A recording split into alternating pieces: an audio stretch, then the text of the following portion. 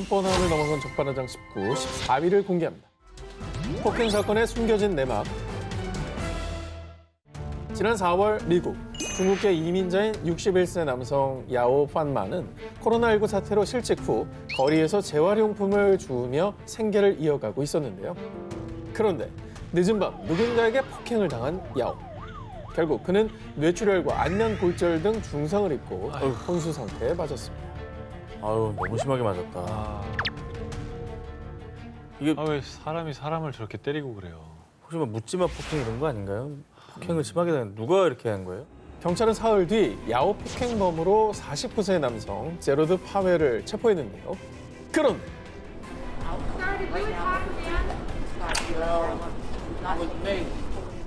오히려 자신이 야오에게 폭행을 당했다며 억울함을 호소한 파웰. 뿐만 아니라요.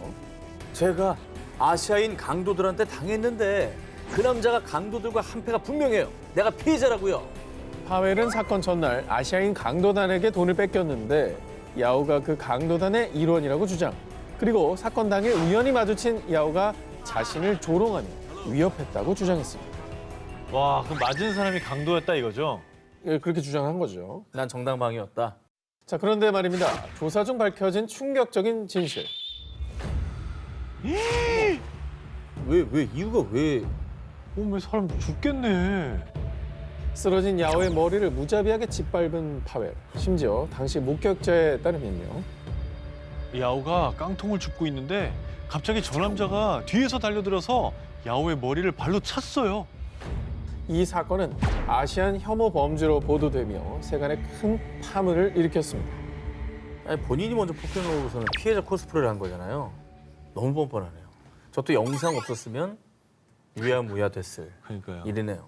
아니 근데 저거는 너무 사람을 세게 폭행해서 혼수 상태까지 갔다니까. 맞아요. 살인 미수 아닙니까, 저 정도? 그렇게 봐야 되는 거죠, 맞습니다. 사실. 파웰은 이 사건으로 살인미수, 증오범죄 혐의 등으로 기소됐지만 정말 뻔뻔하게도 끝까지 무죄를 주장했는데요. 하지만 결국 유죄가 인정돼 최대 25년형을 선고받았습니다. 손바닥으로 하늘을 가릴 순 없습니다. 얄팍한 거짓말로는 죄를 덮을 수 없다는 걸 깨달아야 할 겁니다. 뻔뻔함을 넘어선 적반하장 19, 9위를 공개합니다. 살인마의 모모 예고. 2018년 1월 미국 캘리포니아 세크라멘토의 고등법원. 재판 중이던 판사는 한 남성을 향해 재판 방해하지 말고 당장 그 입 다무세요. 야, 판사가 저 정도로 화를 내요? 자, 대체 무슨 일이 있었느냐? 당시 법정에서는 피고인 루이스 바라카몬테스가 4년 전인 2014년 경찰 2명을 살해한 혐의로 재판을 받던 중이었습니다. 뭐야? 아니 살인범이고 경찰관을 2명이나 죽였으면 중범죄자인데 뭐 희생된 피해자나 유가족들은 얼마나 원통하겠어요. 법적 처벌 당연히 받는 거지만 그쵸. 인간 대 인간으로서도 사과를 해야죠. 그게 당연한 거죠. 네. 근데 당연한 게 지금 오늘 주제가 아니잖아요. 아, 그렇지. 적반하장의 주제라. 당연하지 않은 놈들만 나오는 거구나. 당시 바라카몬테스의 변호사는요. 당시 피고인은 약물로 인지 능력이 떨어진 상태였습니다. 어떻게든 형량을 줄이기 위해서 힘겹게 변호를 이어갔는데요. 자, 그런데 변호사가 열변을 토하던 사이 살인범 바라카몬테스는요. 정말 뻔뻔하게도 재판 도중 갑자기 웃음을 터뜨린 겁니다. 어머머. 아니 왜 웃어? 왜? 아, 괜히 응? 정신적으로 좀 안 좋다는 걸 막 이렇게 강조하려고 그러는 건가? 아니 그래도 자기의 살인죄를 재판하는데 웃음이 나오나? 하지만 경악스러운 살인범 행동은 여기서 끝이 아니었습니다. Ain't that the only thing that regret is the skill too. I wish I killed more of them. 뭐야 이건 또 살인을 예고했네요. 사페예요 사페?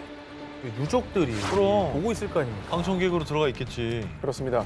살인을 저지르고도 반성은커녕 끔찍한 살인범의 모습에 유족들의 가슴에 비수가 꽂혔고요. 그는 정말 혐오스럽고 사악한 인간이에요. 인간이 아닌 것 같은데. 미국은 좀 합의하고 좀 사죄하고 그러면 형량을 조금 줄여주기도 할 텐데. 아니, 저거는 뭐 완전 포기한 건가? 뭐 오죽하면 판사가 호통칠 정도니까요. 그러니까. 왜 저렇게 행동했지 이해가 안 되네. 정말 저 웃음기 싹 사라지게 큰 형량이 내려졌으면 좋겠습니다. 네. 법정에서 웃음을 터뜨리고 추가 살인까지 예고한 살인범. 극악무도한 바라카몬테스는 결국 사형을 선고받았습니다. 세상에서 가장 파렴치하고 뻔뻔한 악마의 웃음. 본인의 죄가 얼마나 끔찍하고 추악한지 평생을 지옥에서 뼈저리게 느끼시길 바랍니다. 유족을 모모한 소년 살인범의 최후.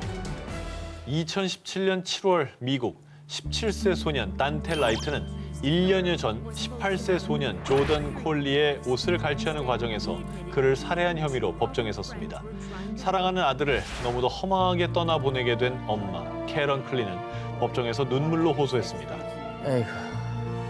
I've lost my only child, my son, my baby, my friend. More than that, I've lost laughter and love. 어머니가 눈물을 참질 못하시네. 계속 눈물이 나시네 그냥. 가슴에 묻을 수밖에 없잖아요. 사랑하는 자식을 떠나보낸 그 마음은 어떻게 헤아릴 수 있겠습니까? 이루 말할 수 없는 슬픔에 재판 내내 눈물을 흘린 유족들. 하지만 제가 가진 모든 사랑과 웃음을 잃었습니다. 하지만 모두의 모두의 미래를 위해 아이들을 용서하겠습니다. 저건 쉽지 않을 텐데. 사실 저도 아이를 키우는 부모 입장에서 이게 어떻게 다가올지 뭐 100% 이해한다고는 말씀 못 드리겠지만 이건 정말 큰 결정을 내리신 거예요. 그 가해자들은 평생 갚으며 살아야 돼요. 그게 중요합니다. 평생. 유족들이 흐느끼며 말을 이어가는 그때 왜 웃어?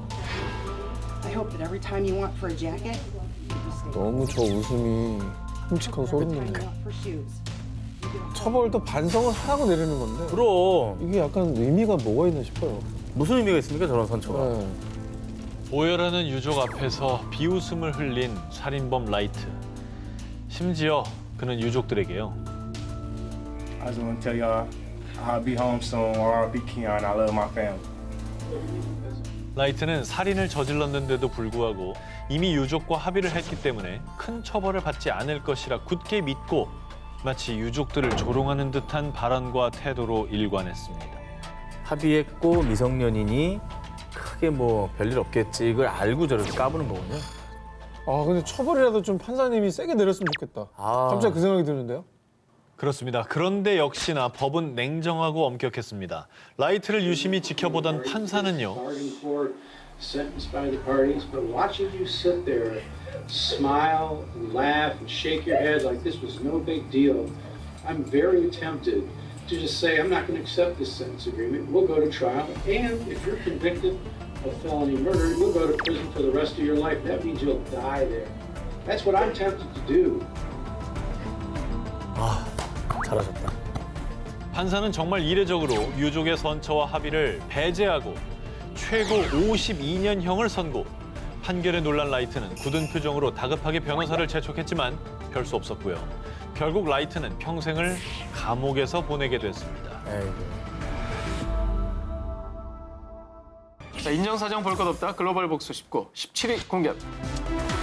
중국 택배 왕의 사이다 복수. 지난 2016년 4월 중국의 한 인터넷 사이트에 올라온 영상이 대륙을 뜨겁게 달궜습니다. 영상 속 배경은 중국 베이징의 한 고급 아파트 단지. 한 중년 남성이 앳돼 보이는 남자의 뺨을 사정없이 때리는 모습이 담겨 있습니다. 나이 지긋하신 분이 말이야. 왜 이러는 거예요? 사람들이 말리는데도 자 이게 어떻게 된 일이냐 하면 내가 후진하는데 너 따위가 어디라고 끼어들어! 자신의 자동차를 긁었다는 이유로 중년 남성이 다짜고짜 택배기사에게 폭력을 휘둘렀고요. 택배기사는 아무런 저항도 없이 그저 맞기만 했는데요. 이후에 택배기사가 차주에게 400위안, 약 6만 원의 합의금을 전한 것으로 이 사건은 마무리되는 듯 했습니다. 심지어 합의금까지 받아갔군요. 받아갔어요. 하지만 이 동영상과 사연이 퍼지자마자 인민들은 대분노합니다. 자, 그런데요. 이 갑질 폭력 사건에 그 누구보다 그 수많은 중국 인민들보다 더 부들부들 분노한 이가 있었으니 바로 동영상 속의 택배기사가 소속된 S사의 왕웨이 회장. 참고로 이 S사를 말할 것 같으면요. 중국 내 굴지의 1위 택배 기업으로 왕 회장은 지난 2017년 미국 F 경제 전문지가 발표한 중국 부자 5위. 이분이 본인도 택배 기사를 하신 걸로 그렇죠. 그래요? 네. 정말 바닥부터 일어서신 분이거든요. 맞습니다. 우리 직원을 때린 이 사건에 대해 끝까지 책임을 묻겠습니다. 그렇게 하지 않으면 저는 이 기업의 회장이라고 할 수 없을 겁니다. 멋지다. 이렇게 회사 측에 강경한 입장을 전한 뒤에 폭력을 행사한 남성에게 똑같이 뺨을 치지는 않았고요. 주먹보다 센 게 뭡니까? 법이죠. 고소를 합니다. 참교육이네, 참교육. 정말 참교육 들어가신 만약에 거죠. 저 왕 회장이 같이 따귀를 때리거나 주먹으로 했다면 좀 실망했을 것 같아요. 또 다른 갑질이 될 수 예, 있죠. 예. 그가 이 사건에 적극적으로 나선 이유, 바로 왕웨이 회장의 특별한 직원 사랑 때문이었는데요. 그는 기업 행사에서 우수 직원에게 선발된 이에게 90도로 허리 굽혀 인사하는 모습이 화제가 되기도 했고요. 야, 실제로 늘 기업의 최대 자산이 직원이라고 그렇게 강조하는 CEO였다고 합니다. 결말 어떻게 된지 궁금하지 않으십니까? 아, 궁금해요. S사 택배 기사를 폭행한 남자는 결국 중국 공안에서 조사를 받았고요. 갑질을 행사했던 그 남자는 또해부치 잘못했습니다. 다시는 안 그러겠습니다.